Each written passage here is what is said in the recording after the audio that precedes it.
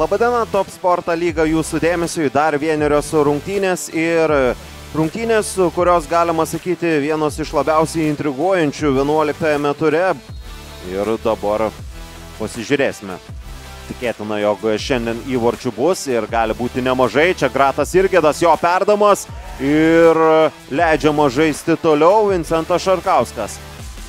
Burtų dėka gavo aukščiausio diviziono komanda Alytaus Dainava. Čia Kauno Žalgirio ataka ir griebėsi už galvos Armandas Kučys, bet ne jis ten atliko smūgį. Jo perdamas, pavojinga ataka ir Vincentas Šarkauskas. Setas Sincyras. Jo perdamas, čia toks smūgis ir kamuolys skrieja visiškai šalia tolimojo vartų virpsto. Kauniečių komanda, tačiau yra laimėję tarpusavio rungtynes. Sirgedo perdamas, Armandas Kučys muša įvartį ir Armandas Kučys 40 minutę išveda į priekį Žalgirį. Pirmas kėlinys ir pasižymėjo tuom, jog kauniečiai buvo aštresni. Armandas Kučys muša savo jau 6. sezono įvartį. Nestoja Armandas. Kauno rajono komanda Popesku. Jos smūgis ir Deividas Mikelionis. Matė tą situaciją, daug erdvės turėjo Popesku. Užsitaisė Šarkauskas.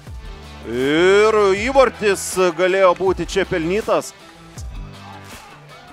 Dabar Gratas Irgedas vėl susitvarko su kamuoliu, stebi komandos draugus. Dolžnikovas. Žaidimo toli įmetant jį į baudos aikštelę. Matas Vareika, Upstas, galbūt šį kartą smūgis bus sėkmingesnis, taip ir yra.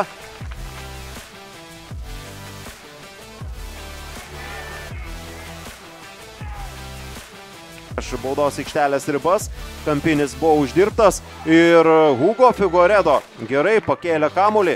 Kauno Žalgiris dar pereina į kontrataką, Deividas Anane Martinas ir Vilius Paulauskas fiksuoja nuošalę, o po to fiksuoja ir rungtynių pabaigą. Derbyje Kauno Žalgiris šį kartą yra pranašesnis, atsirevanšuoja